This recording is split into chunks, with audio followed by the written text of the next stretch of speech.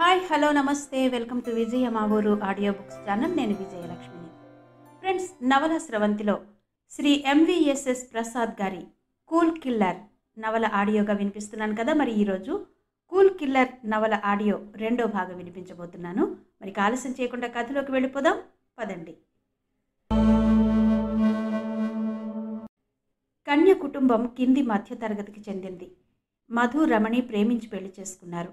అటువైపు వాళ్ళు కానీ ఇటువైపు వాళ్ళు కానీ వాళ్ళకి ఆసరా లేకుండా పోయారు.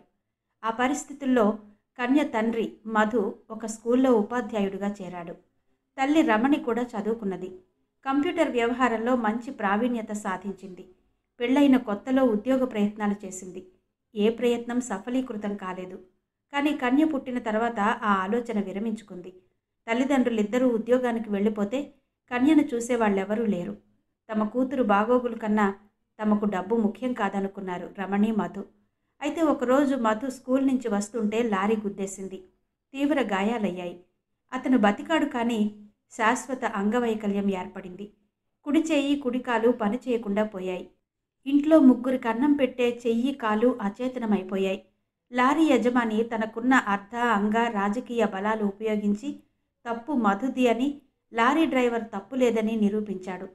తప్పు తమది లేదు కనుక మధుకి ఎటువంటి పరిహారం ఇవ్వక్కర్లేదని తెగేసి చెప్పాడు. స్కూల్ వాళ్ళు ఒక నెల జీతం చేతిలో పెట్టి సున్నితంగా మధుని ఉద్యోగానికి రావక్కర్లేదని చెప్పేశారు. మధు స్కూల్ యాజమాన్యాన్ని బ్రతిమాలాడు. తను ఏ ఉద్యోగం చేయమన్నా చేస్తానని, కనీసం బంట్రోతు ఉద్యోగమైనా ఇప్పించమని అడిగాడు. తన మీద ఇద్దరు ఆధారపడి ఉన్నారని, ఉద్యోగం లేకపోతే అందరం పస్తులుండాలని అన్నాడు. తన వైద్యానికైన ఖర్చుల కోసం అప్పు చేశామని, కనీసం అది తీర్చే తాహతు కూడా లేదని కన్నీళ్లు పెట్టుకున్నాడు. అవేమీ వాళ్లను కదిలించలేకపోయాయి. అయితే ఆ స్కూల్కి తరచుగా వచ్చే ఒక వ్యాపారస్తుడు శివయ్య వాళ్ల మాటలన్నీ విన్నాడు.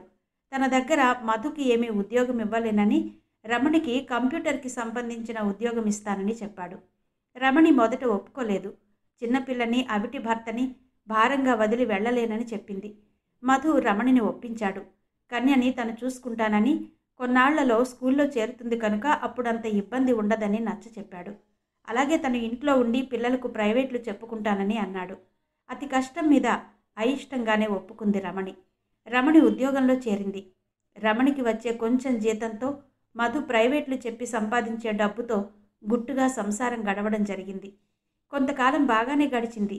రమణి ఆఫీసులో ఆమె పై అధికారి తేజ్ మధు వాళ్ళ ఇంటి దగ్గరే వాళ్ళుండే కాలనీలోనే ఉంటాడు. అతను రమణిని లొంగదీసుకోవడానికి రకరకాల ప్రయత్నాలు చేశాడు. రమణి అన్నింటినీ తిప్పికొట్టింది. ఆ అధికారి మీద శివయ్యకి ఫిర్యాదు చేసింది. శివయ్య ఆమె చెప్పింది విని చూస్తాను అన్నాడు. ఆ కోపంతో శివయ్యకి రమణికి అక్రమ సంబంధం ఉందని ఆఫీసులో ప్రచారం చేశాడు తేజ్. అయితే తన పేరు ఎక్కడా బయటికి రాకుండా జాగ్రత్త పడ్డాడు. రమణి కోపంతో రగిలిపోయింది. మళ్ళీ విషయం శివయ్యకి చెప్పింది. రమణి, ఆఫీసులో గొడవ ఎందుకు గాని ఈ ఆదివారం మా ఇంటికి రా. అతన్ని కూడా పిలిపిస్తాను. గట్టిగా చివాట్లు వేసి గడ్డి పెట్టి బుద్ధి చెబుతాను. ఆ తర్వాత అతను నీ జోలికి రాడు అన్నాడు శివయ్య. శివయ్య లోపలికి పిలిచి కూర్చోబెట్టాడు. రమణి కుటుంబం గురించి కుశల ప్రశ్నలు వేశాడు. ఆఫీస్ గురించి మాట్లాడాడు. ఇక ఎన్నో విషయాలు చర్చించాడు. కానీ ఎంతసేపటికి తేజ్ రాలేదు. సార్, అతనింక రాలేదు, ఒకసారి ఫోన్ చేస్తారా అని శివయ్యని అడిగింది రమణి.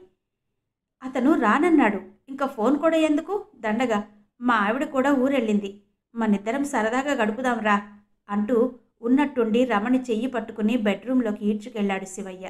రమణికి శివయ్య విషపు ఆలోచన అర్థమైంది. ఒక్కసారిగా తన శక్తినంతా పుంజుకుని శివయ్య ఉడుంపట్టు నుంచి విడిపించుకుంది. లాగి లెంపకాయ కొట్టింది. అలాగే తన బలమంతా ఉపయోగించి అతని కాళ్ల మధ్య గట్టిగా తన్నింది. అమ్మో అంటూ పెద్దగా కేకపెట్టి పడిపోయాడు శివయ్య. రమణి శివయ్య పడక గది దగ్గర మొదలుపెట్టిన పరుగు తన ఇంట్లోకి వెళ్ళాకే ఆపింది. ఆ తర్వాత 2 రోజులకే శివయ్య మరణించాడు. రమణి ఏదైనా కేసు అవుతుందని, తన మీదకు వస్తుందేమోనని భయపడింది. తన చిన్ననాటి స్నేహితురాలు ఒక లాయర్కి అంతా చెప్పి సలహా అడిగింది. ఆ లాయర్ ఏమీ భయపడవలసిన పని లేదని, ఒకవేళ నిజంగా కేసు అయినా ఒక స్త్రీ తన మాన రక్షణలో ఎవరినన్నా గాయపరిచినా అది నేరం కాదని చెప్పింది. అది కాక అసలు పేపర్లో అది సహజ మరణమని వేశారని, ఆ విషయం శివయ్య బంధువులు కూడా ధృవీకరించారని చెప్పింది. కానీ ఆ తర్వాత చాలా కాలం భయం రమణిని నీడలా వెంటాడుతూనే ఉంది. క్రమక్రమంగా ఆ విషయం రమణి స్మృతి పథం నుంచి దూరమైంది. రమణికి ఉన్న ఆ కాస్త ఆధారం కూడా దూరమైంది. హఠాత్తుగా వచ్చే ఆదాయం తగ్గిపోవడంతో మధు, రమణిల కుటుంబానికి రోజు గడవడం మరీ కష్టమైపోయింది. కొంతకాలానికి రమణి కొంతమంది ఆడపిల్లలతో కలిసి ఒక కుటీర పరిశ్రమ ప్రారంభించింది. దానికి బ్యాంకు కొంత ధనం అప్పుగా ఇచ్చారు. ఇలా కొంచెం కొంచెంగా ఆర్థికంగా నిలదొక్కునే ప్రయత్నం చేసింది రమణి. ఎంత కష్టపడ్డా ఆ కుటుంబం పరిస్థితి చేతికి నోటికి సరిపడా ఆదాయమే అయింది. అయితే రమణి, మధు కడుపు మార్చుకునైనా సరే కన్యకి ఏ లోటు లేకుండా చేశారు. అన్ని అచ్చట్లు ముచ్చట్లు తీర్చారు.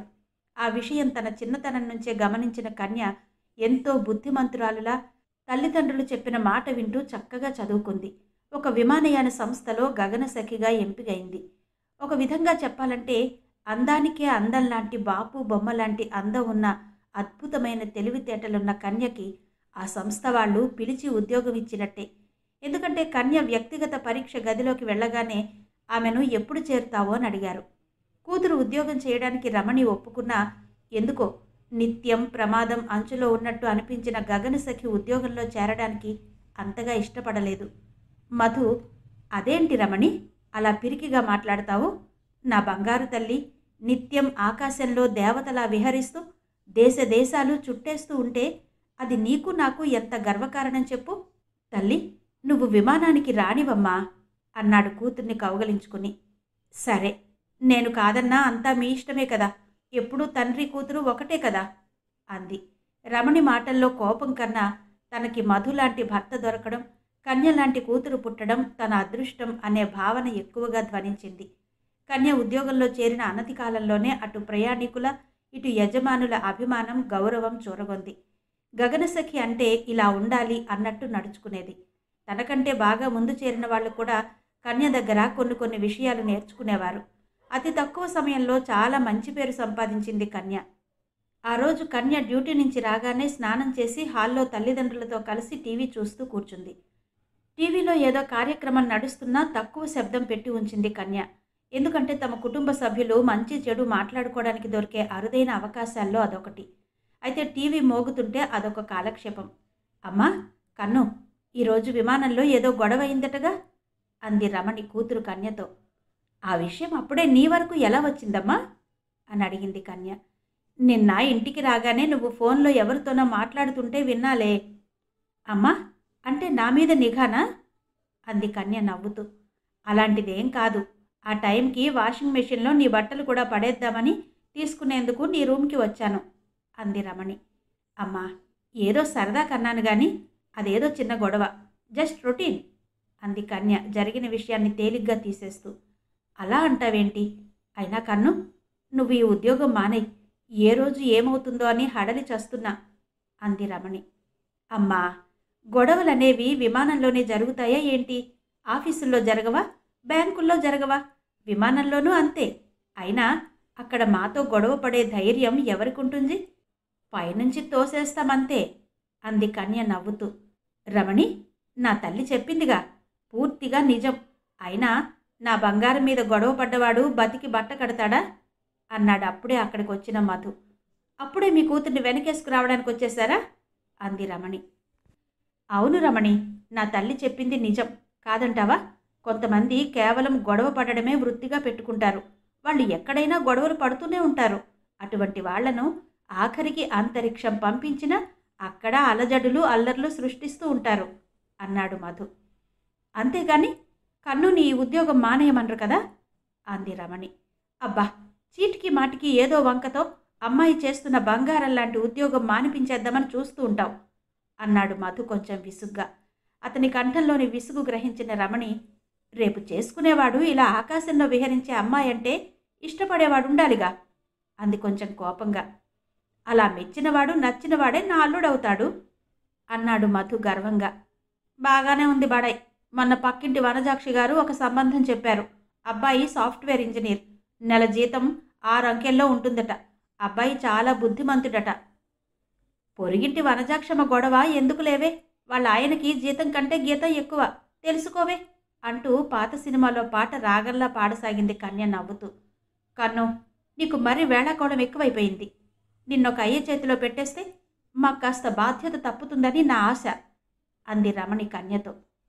అలా జరిగిన వెంటనే మేమొక చిన్న అయ్యని నీ చేతిలో పెట్టేస్తాం, అప్పుడు ఆ బాధ్యత ఉంటుంది కదా అంది కన్య కొంటెగా నవ్వుతూ.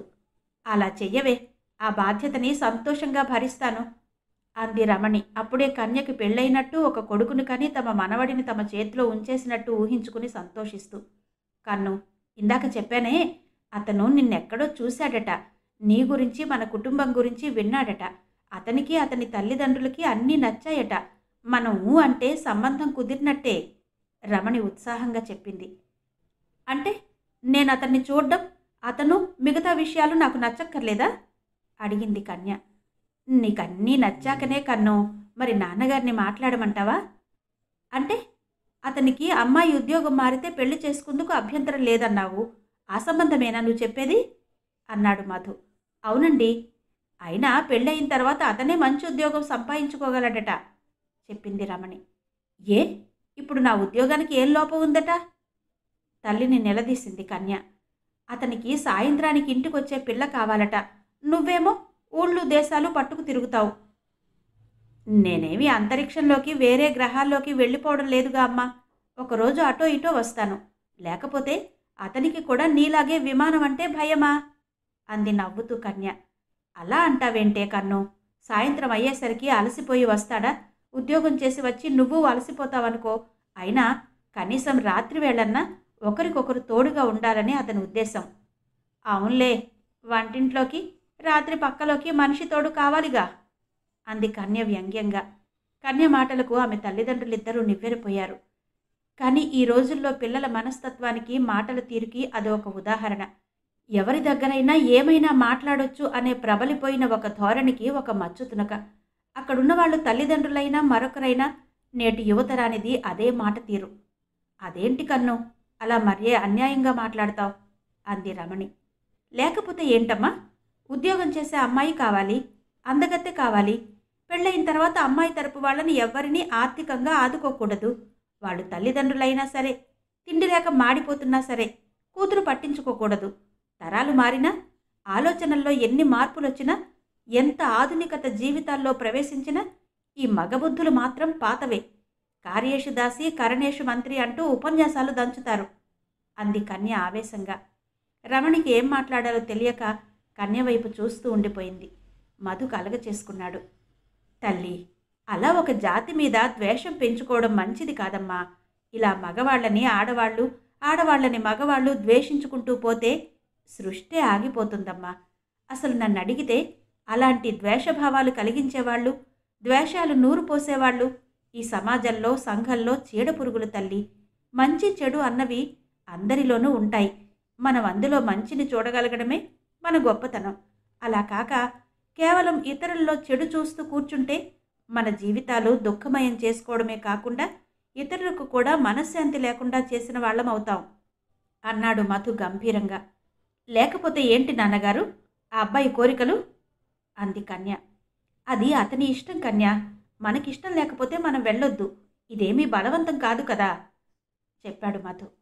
మగవాళ్ల కోరికలు హద్దులు దాటుతున్నాయి నాన్నగారు. ఇప్పటికే అమ్మాయిలు దొరక్క తంటాలు పడుతున్నారు. ఇలా గొంతెమ్మ కోరికలు కోరుకుంటూ పోతే అందరూ ముదురు బెండకాయలు అయిపోవడం ఖాయం అంది కన్య నవ్వుతూ. మన ఇంట్లో అలాంటివి లేవు గాని ఈ రోజుల్లో ఆడపిల్లల కోరికలు ఆకాశాన్ని దాటి ఉంటున్నాయి. అబ్బాయి 6 అడుగుల అందగాడై ఉండాలి, అబ్బాయికి తల్లిదండ్రులు బ్రతికి ఉండకూడదు, ఒకవేళ ఉన్నా వాళ్ళ జీవితాంతం వాళ్ళు దూరంగానే ఉండాలి. అయితే అవసరమైతే పురుళ్ళకి పిల్లల్ని పెంచడానికి మాత్రం వచ్చి కొన్నాళ్ళు ఉండొచ్చు, కాదు ఉండాలి అన్నాడు మధు నవ్వుతూ. వాళ్ల మనవలే కదా అంది కన్య సాగదీస్తూ. అంటే ఏదో సామెత చెప్పినట్టు ఏరు దాటేదాకా గూడు మల్లన్న, ఏరు దాటాక బోడి మల్లన్న అని అన్నాడు మధు నవ్వుతూ. అమ్మాయి తల్లిదండ్రులు కూడా సర్వీస్ చేస్తారు కదా అంది కన్య. అబ్బాయికి జీతం కనీసం నెలకి 10 లక్షలు ఉండాలి, ఏమంటాం అన్నాడు నవ్వుతూ మధు. అలా ఏం లేదు నాన్నగారు. అయినా ఈ పిచ్చి కోరికలన్నీ అమ్మాయిల తల్లులవి, ముందు వాళ్ళననాలి అంది రమణి కోపంగా. అదేంటి రమణి అలా అంటున్నావు, నువ్వు కూడా ఒక పిల్లకి తల్లివే కదా. అయ్యుండొచ్చు, కానీ నేను మన అమ్మాయికి ఇలాంటివి నూరిపోయాను, అది అలా మాట్లాడినా ఒప్పుకోను. ఇంతకీ అమ్మ చెప్పిన అబ్బాయి వద్దు అంటావు, మరి ఎటువంటి అబ్బాయి కావాలి తల్లి? కూతురిని అడిగాడు మధు. నాకు పెద్ద కోరికలేం లేవు నాన్నగారు. అయినా నా పెళ్లికి ఇప్పుడేం తొందర? ఏ వయస్సుకు ఆ ముచ్చట అన్నారు పెద్దవాళ్ళు. నువ్వేం చిన్నపిల్లవి కాదు అంది రమణి. పోనీలేమ్మా, ముసలిదాన్ని, ఇక పెళ్ళెందుకు అంది కన్య నవ్వుతూ. మీ అమ్మాయి చూశారా ఎంత తెలివి మీరిపోయిందో? కన్ను, ఇప్పుడు సంబంధాలు వెతకడం మొదలు పెడితే ఎప్పటికో పెళ్లి కుదురుతుంది. అంతేగాని ఇవాళ చూస్తే రేపే కుదిరిపోదు అంది రమణి కూతురు కేసి చూస్తూ. నాకైతే పెద్ద ఇంట్రెస్ట్ లేదమ్మా సాలోచనగా తలదించుకుని చెప్పింది కన్య. మధు రమణి ఒకరి ముఖాలొకరు చూసుకున్నారు. తల్లి, నువ్వు ఎవరినన్నా? అర్ధోక్తిలో ఆగిపోయాడు మధు. ప్రేమించడం అనే కదా మీ ఉద్దేశం? అలాంటిదేం లేదు నాన్నగారు. అసలుంటే ముందు మీకు అమ్మకి చెప్పకుండా ఉండను, సరేనా? అంటే ఈ రోజులను బట్టి ఇష్టమైన అబ్బాయిని నువ్వు చూసుకోవడం అసహజం కాదు, అపరాధం అంతకన్నా కాదు. ఈ అభిప్రాయం నా ఒక్కడిది కాదు, మీ అమ్మది కూడా చెప్పాడు మధు. మీకు నా మీద ఉన్న అభిమానానికి, ప్రేమకు చాలా సంతోషంగా ఉంది నాన్నగారు. కన్ను, నీకు ఎప్పుడు ఎవరు నచ్చినా వెంటనే మాకు చెప్పు, సరే అనేస్తాం. లేదా మేము చూసిన సంబంధాలు చూసి నీకు నచ్చిన వాడిని నీకు అన్ని విధాలా నచ్చితేనే చేసుకో. కానీ ఆలస్యం చెయ్యకు. నీ కడుపున ఒక కాయ కాస్తే చూసి సంతోషిస్తాం, నేను మీ నాన్నగారు అంది రమణి. అలాగేనమ్మా, తప్పకుండా. కానీ కొన్నాళ్ళు ఆగాలి. ఇప్పుడే నాకు స్పెషల్ ప్రమోషన్ ఇస్తున్నారు కదా, కొంతకాలం కొత్త బాధ్యతలకి అలవాటు పడాలి. అలాగే నన్ను వేరే ఊరు కూడా మారుస్తారేమో చూడాలి అంది కన్య. ఏంటే కన్ను, నిన్నింకో ఊరు మారుస్తారా? అదేంటి? ఏదో నువ్వు పుట్టినప్పటి నుంచి ఈ హైదరాబాద్లోనే ఉంటున్నావు, ఇక్కడే పుట్టావు, ఇక్కడే చదువుకున్నావు, ఇక్కడే ఉద్యోగాలు చేరావు, మళ్ళీ కొత్త ప్రదేశం అంటే అంది రమణి. రమణి, ఉద్యోగం అన్నాక, ప్రమోషన్ అన్నాక అవన్నీ తప్పవు. అందులోనూ అమ్మాయి పని చేసేది పెద్ద విమానయాన సంస్థలో. ఇక్కడే ఉంటాననడం భావ్యం కాదు. అది కాక 4 చోట్ల తిరిగితేనే, నలుగురితో కలిస్తేనే మంచి చెడు తెలుస్తాయి. అలా కొత్త కొత్త ప్రదేశాలకి తిరగడం జీవితంలో ఎంతో ఉపయోగిస్తుంది. ఏమో, ఏం చెప్పగలం? అలా కొత్త ప్రదేశంలో అమ్మాయికి నచ్చినవాడు ఎవరన్నా దొరకొచ్చు. ఏమంటావు తల్లి అన్నాడు మధు. మీదెప్పుడూ ఆశావహ దృక్పథమే నాన్నగారు.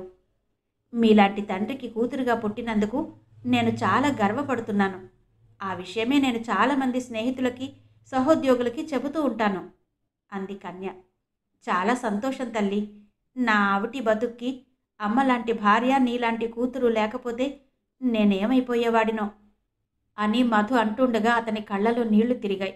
అది చూసిన కన్య ఒక్క ఉదుటున మధు దగ్గరికి పరుగెత్తి అతన్ని అక్కును చేర్చుకుంది. మీరందరిలాంటి వారే. అసలు వికారమైన మనస్తత్వం కలిగిన వాళ్ళు అవిటి మనుషులు మీరు కాదు. మీరు మహోన్నతులు.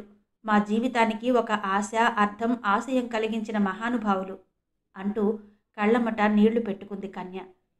ఏంటి చాదస్తాం? మీరెందుకలా బాధపడతారు? కన్ను, నువ్వు కూడా ఏంటి అంటూ ఇద్దరికీ ధైర్యం చెప్పింది రమణి.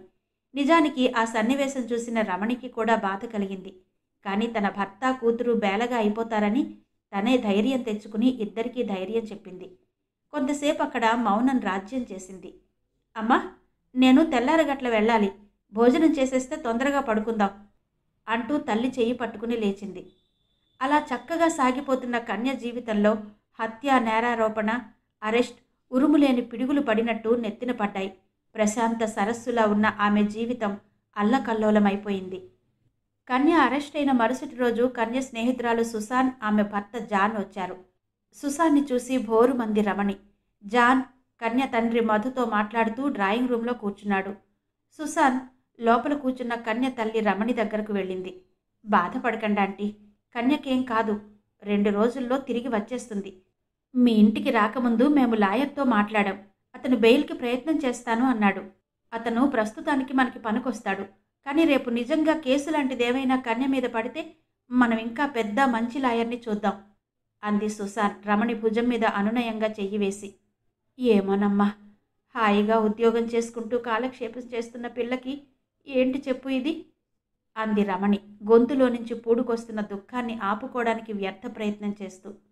ఆంటీ, మీరు పెద్దవాళ్ళు, మీకు నేను చెప్పదగ్గదాని కాదు. కానీ చెడు రోజులు అంటారు చూడండి, అలాంటివేవో వచ్చుంటాయి. మంచి రోజులు ఎలా ఉండిపోవో చెడు రోజులు కూడా అలాగే ఉండిపోవు కదా ఆంటీ. మీరు కొంచెం ధైర్యంగా ఉండండి. మీ ధైర్యమే మీ అమ్మాయిని కాపాడుతుంది అంది సుసాన్. అంతా అగమ్యగోచరంగా ఉందమ్మా అంది రమణి చీర కొంగుతో కళ్ళు తుడుచుకుంటూ. ఆంటీ, మీరు పూజించే దేవుడు మీకెప్పుడూ అన్యాయం చేయడు. నేను ఈరోజు ఢిల్లీలో బయలుదేరే ముందు జీసస్ని ప్రార్థించి వచ్చాను. ఆయన తప్పక నా మొర వింటాడు. కన్యకేవి కష్టనష్టాలు కలగకుండా చూసుకుంటాడు అంది సుసాన్.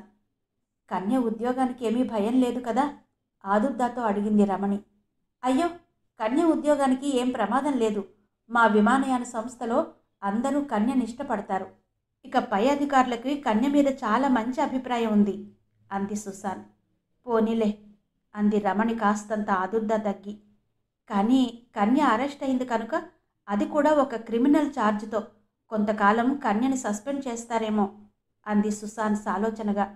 ఆ, సస్పెండ్ చేస్తారా అంది రమణి. అంటే అది ఒక పాసిబిలిటీ మాత్రమే ఆంటీ.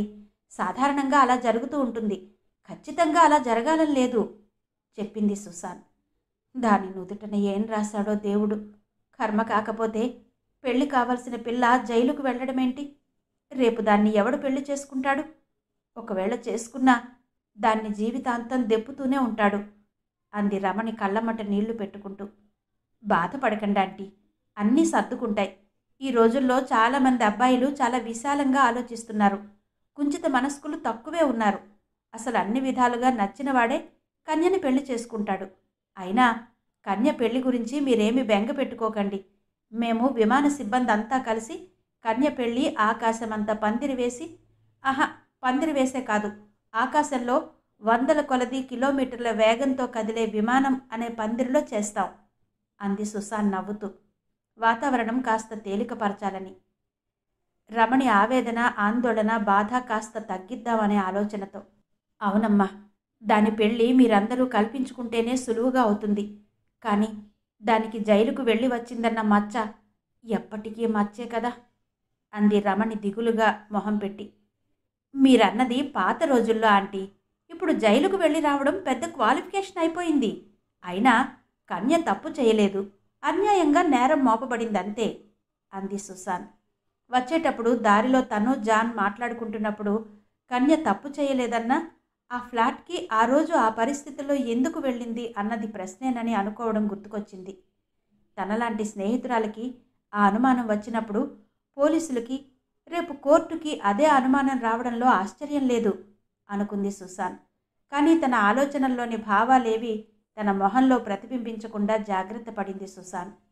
బయట జాన్ మధుకి ధైర్యం చెబుతున్నాడు. ఏమీ భయపడాల్సింది లేదని, ఏ అవసరం ఉందని అనుకున్నా తనకి గాని సుసాన్కి గాని ఫోన్ చెయ్యమని చెప్పాడు. 24 గంటల్లో ఎప్పుడన్నా తమకి ఫోన్ చెయ్యొచ్చని, తమని పెద్ద కూతురు అల్లుడుగా భావించమని చెప్పాడు. తాము ఢిల్లీలో ఉన్న అవసరమైనప్పుడు 2-3 గంటల్లో హైదరాబాద్లో ఉంటామని, అలాగే సుసాన్ స్నేహితులు, తన స్నేహితులు హైదరాబాద్లో చాలామంది ఉన్నారని, వాళ్ళు నిమిషాల్లో వస్తారని అన్నాడు. జాన్ మాటలతో మధుకి కొంత ధైర్యం వస్తే, సుసాన్ ఇచ్చిన ఆత్మవిశ్వాసంతో రమణి మానసికంగా కొంత పుంజుకుంది. జాన్, సుసాన్ ఉన్న ఆ కాసేపు మధు, రమణిలకు ఆ సమయంలో కన్య ఇంట్లో లేదని, కన్య జైల్లో ఉందనే సంగతి మర్చిపోకపోయినా కొంత తెప్పరిల్లగలిగారు.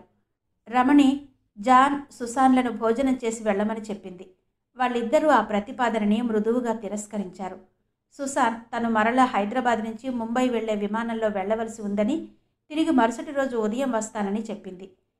జాన్ సెలవు తీసుకుంటూ తను ఫోన్ చేస్తే వాలుతానని చెప్పాడు. జాన్, సుసాన్ వెళుతుంటే మళ్ళీ మధుని, రమణిని దిగులు ఆవహించింది. వార్తాపత్రికలు, టీవీ ఛానళ్లు మురళి హత్య కేసు గురించి చిలవలు పలవలుగా వార్తలల్లి ప్రచారం చేస్తున్నాయి. చేసిందంతా చేసి ఏ పాపం ఎరగనట్టు కన్య నటిస్తోందని ఒక పత్రిక వాళ్ళు రాశారు. తనకి వచ్చిన పేరుని అడ్డు పెట్టుకుని ఏమైనా చెయ్యొచ్చు అనుకుని బోల్తా పడింది గగనసఖి అని ఒక పత్రిక వ్యాఖ్యానించింది. ఎంత చదువుకున్నా, ఎంత మంచి ఉద్యోగంలో ఉన్నా తన బలహీనతలని జయించలేక నేరం చేసిందన్నది ఒక పత్రిక అభిప్రాయం. పిల్లి పాలు తాగుతూ కళ్ళు మూసుకుని ప్రపంచం చూడడం లేదన్న చందాన అక్రమ సంబంధం పెట్టుకోవడమే కాక ఏమాత్రం భయపడకుండా ప్రియుణ్ణి చంపి అందరూ చూస్తుండగా బయటకు వెళ్ళి తనకేమీ తెలియదు అని బుకాయిస్తోందని ఒక టీవీ ఛానల్. జరిగిన సంఘటనకి తన రంగులు పులిమి ప్రచారం చేసింది. ఇంకో ఛానల్ ఒక అడుగు ముందుకు వేసి నేటి యువతరాన్ని అంతటినీ కూడా తప్పుపట్టి కన్య భ్రష్టు పట్టిపోయిన యువతరం ప్రతినిధని, జరిగిన విషయాన్ని మొత్తం యువతరానికి రుద్దే ప్రయత్నం చేసింది. సామాన్య ప్రజానీకంలో కూడా అనేక చర్చలు, వాదోపవాదాలు జరుగుతున్నాయి. ఎందుకంటే కన్య కేవలం ఒక గగనసఖి మాత్రమే కాదు, ఎంతో మంచి పేరు ప్రఖ్యాతులు సంపాదించిన ఒక యువతి. కొందరు కన్య పచ్చి తిరుగుబోతు అని, ఖచ్చితంగా నేరం చేసింది అంటే కొంతమంది అంత మంచి నడవడిక, వినయ విధేయతలు, క్రమశిక్షణ ఉన్న అమ్మాయి అసలు అటువంటి నేరం చేసే ప్రశ్నే లేదన్నారు. కేసు కోర్టులో ప్రవేశపెట్టే తేదీ దగ్గర పడే కొద్దీ చర్చల వాడి వేడి బాగా పెరిగిపోయింది. వార్తాపత్రికలకు వెతుక్కోకుండా వార్తలను ప్రచురించే అవకాశం కలిగితే టీవీ ఛానళ్లకి కష్టపడకుండా కబుర్లు దొరుకుతున్నాయి. అదొక పెద్ద క్రిమినల్ లాయర్ ప్రవీణ్ ఆఫీసు. ఒక 10 అంతస్తుల భవనంలో 3వ అంతస్తులో ఉంది ఆయన ఆఫీస్. ఆఫీస్ అంతా పొందిగ్గా చక్కగా తీర్చిదిద్దినట్టుగా ఉంది. గుమ్మంలోనే రిసెప్షనిస్ట్ వనిత కూర్చుని ఉంది. ఆమె టేబుల్ మీద అత్యంత అధునాతనమైన కంప్యూటర్, ప్రింటర్ ఉన్నాయి. ప్రింటర్తో పాటు ఫ్యాక్స్ మెషిన్, ఫోటో కాపీ తీసే విభాగం, స్కానింగ్ మెషిన్ వగైరా ఉన్నాయి. అలాగే ఆఫీస్లో సీసీటీవీ కూడా ఏర్పాటు చేయబడి ఉంది. యుగంధర్ రూమ్లో కూర్చుని మొత్తం ఆఫీసులో ఎవరెక్కడ ఉన్నారు, ఎవరేం చేస్తున్నారు అనే విషయాన్ని గమనించే ఏర్పాటుంది. వనిత కూర్చున్న ప్రదేశానికి దగ్గరగా ఉన్న అధునాతనమైన టేబుల్ మీద సహజ పరిమళాలు వెదజల్లే పువ్వులు అందంగా అమర్చబడి ఉన్నాయి. ప్రవీణ్ మంచి పేరు ప్రఖ్యాతులున్న డిఫెన్స్ లాయర్. ఆయన వయసు దాదాపు 60 సంవత్సరాలుంటాయి. అఖండమైన తెలివితేటలున్నాయని పేరు సంపాదించాడు. ఇక శిక్ష తప్పదు అన్న కేసుల్లో కూడా ముద్దాయిని నిర్దోషిగా నిరూపించి విడుదల చేయించిన సందర్భాలు కోకొల్లలు. కానీ చెప్పుకోదగ్గ విషయం ఏంటంటే ఆయన తిమ్మిని బమ్మిని, బమ్మిని తిమ్మిని చేసిన వ్యక్తి కాదు. పూర్తి నిజాయితీతోనూ నిబద్ధతతోనూ తన వృత్తికి న్యాయం చేసే మనిషి ప్రవీణ్. అలాగే డబ్బు కన్నా ధర్మాన్ని, న్యాయాన్ని రక్షించడానికే ఆయన ప్రాధాన్యత ఇస్తాడు. కనుక అన్యాయంగా వివిధ కేసుల్లో ఇరుక్కున్న డబ్బు కలవారే కాక పేదవారు కూడా ఆయన్ని ఆశ్రయిస్తూ ఉంటారు. నిజానికి ఫీజు డబ్బులు కూడా ఇచ్చుకోలేని పేదవారికి పైసా ఫీజు తీసుకోకుండా సేవ చేస్తాడాయన. డబ్బు ఇవ్వగలవారి దగ్గర కూడా ఎక్కువ తీసుకోడు. కొన్ని సందర్భాల్లో అవసరమైతే ఆయనే స్వంత డబ్బు ఖర్చు పెట్టి కేసులను నడిపిస్తాడని చెప్పుకుంటారు జనం. కన్యది నిజానికి కింది కోవలో మధ్యతరగతికి చెందిన కుటుంబం. ప్రవీణ్ పేరు విని ఆయనని ఆశ్రయించారు కన్య తల్లిదండ్రులు. ప్రవీణ్ అపాయింట్మెంట్ తీసుకుని మధు, రమణి ఆయన ఆఫీస్ వెయిటింగ్ రూమ్లో కూర్చుని ఉన్నారు. ఆయన అసిస్టెంట్ రమ్య. ఆమె కూడా మంచి తెలివైన లాయర్. కేసుల్లో ప్రవీణ్కి సహాయం చేస్తూ ఉంటుంది. నోట్స్ తయారు చేయడం దగ్గర నుంచి అవసరమైన పరిశోధనలు చేయించడం వరకు రమ్య చేస్తూ ఉంటుంది.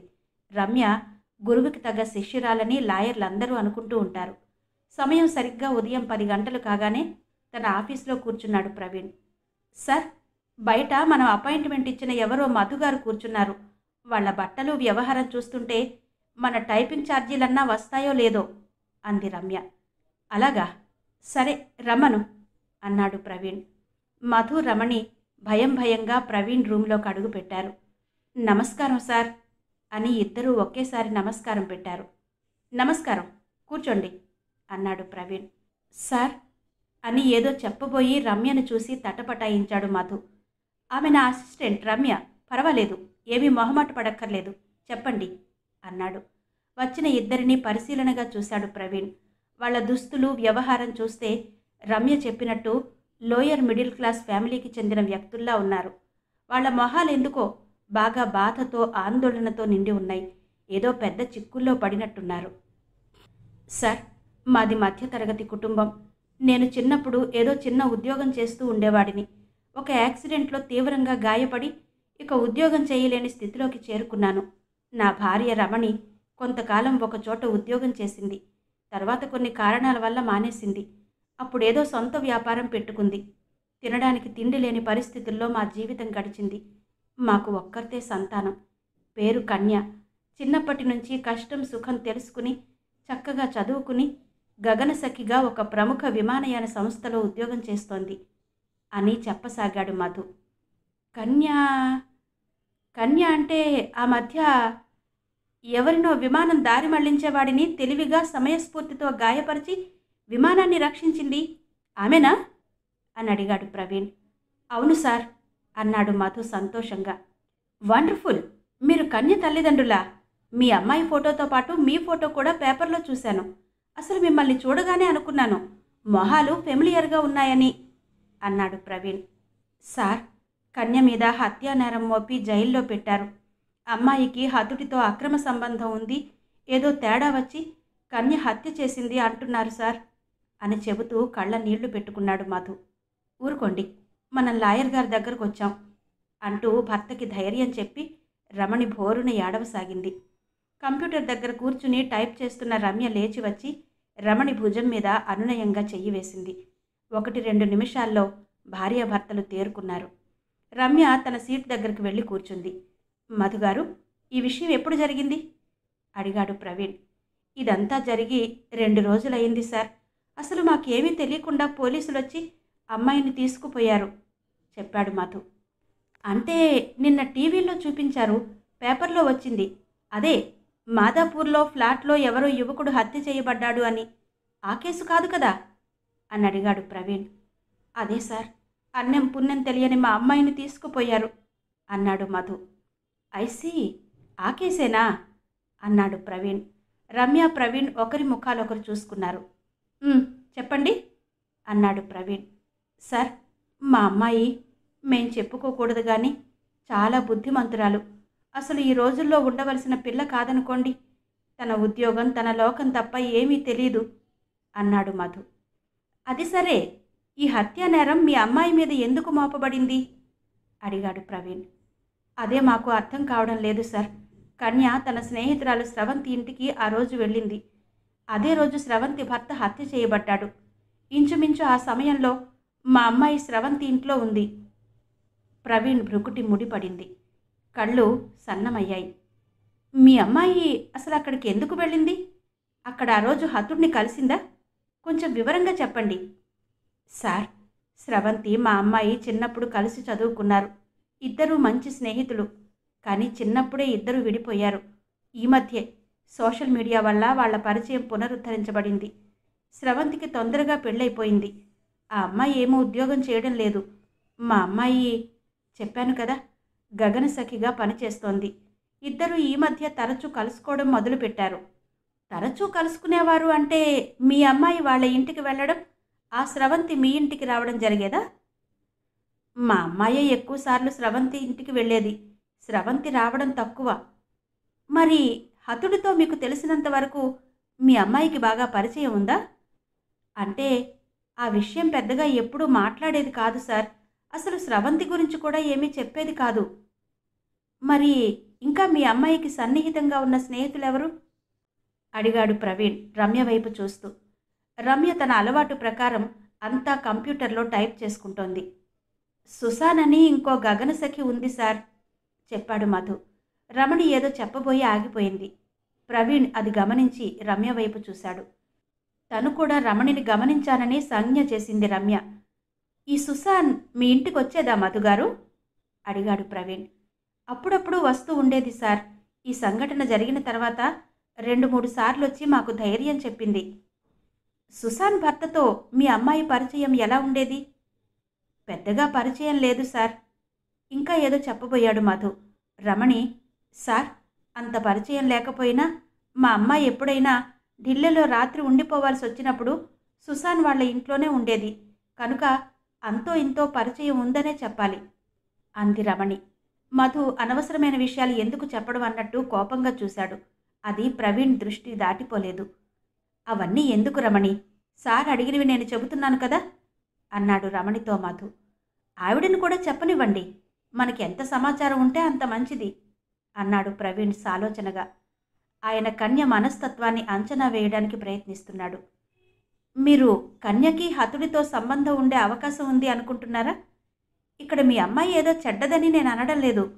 మనకి విషయం తెలిస్తే మనం సరిగ్గా ముందుకెళ్ళొచ్చు అన్నాడు ప్రవీణ్ మధుని రమణిని పరిశీలనగా చూస్తూ. చచ, మా అమ్మాయి అస్సలు అటువంటిది కాదండి. స్నేహితంగా ఉంటే ఉండొచ్చు, చనువుగా మాట్లాడుండొచ్చు, కానీ నైతిక హద్దులు దాటే అమ్మాయి కాదండి మా కన్య రమణి ఆవేశంగా అంది. దయచేసి ఆవేశపడకండి. నేనొక లాయర్గా కేసుని అన్ని కోణాల నుంచి పరిశీలించాలి. సార్, ఆవిడేదో బాధలో ఏదైనా తప్పుగా మాట్లాడుండొచ్చు.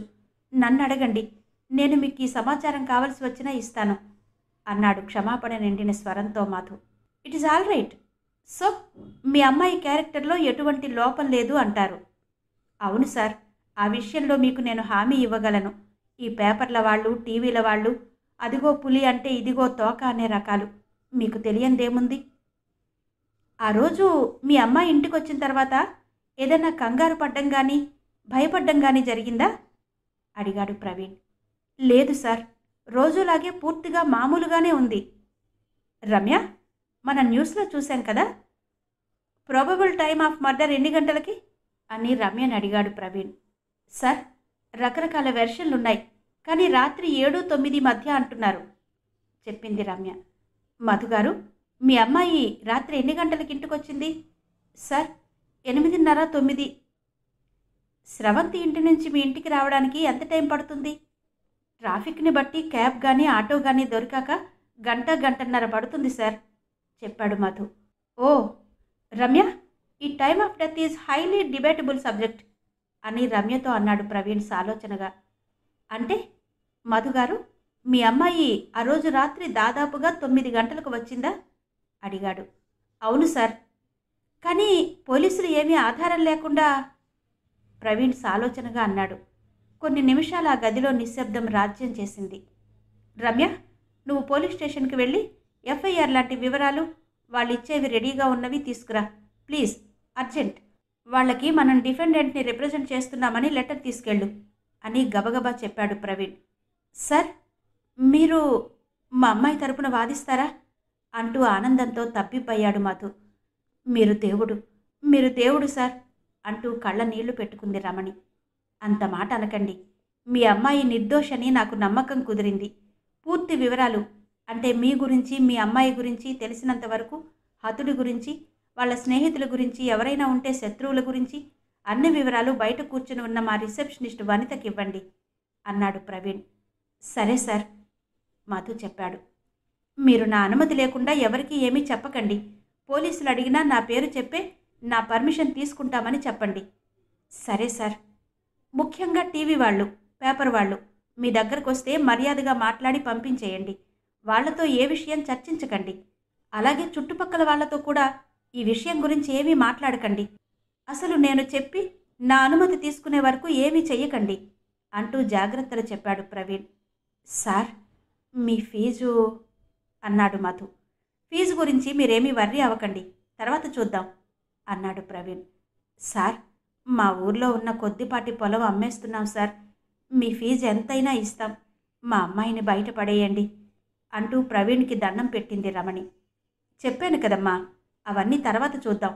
మీరు మాత్రం నేను చెప్పినట్టు చెయ్యండి అంటూ తర్వాత క్లయింట్ని పంపమని వనితకి ఇంటర్కంలో చెప్పాడు ప్రవీణ్. కూల్ కిల్లర్ శ్రీ ఎంవిఎస్ఎస్ ప్రసాద్ గారి నవల ఆడియో 2వ భాగం విన్నారు కదా. మిగిలిన కథ తరువాతి భాగాల్లో వినిపిస్తాను. అంతవరకు సెలవు. నమస్తే.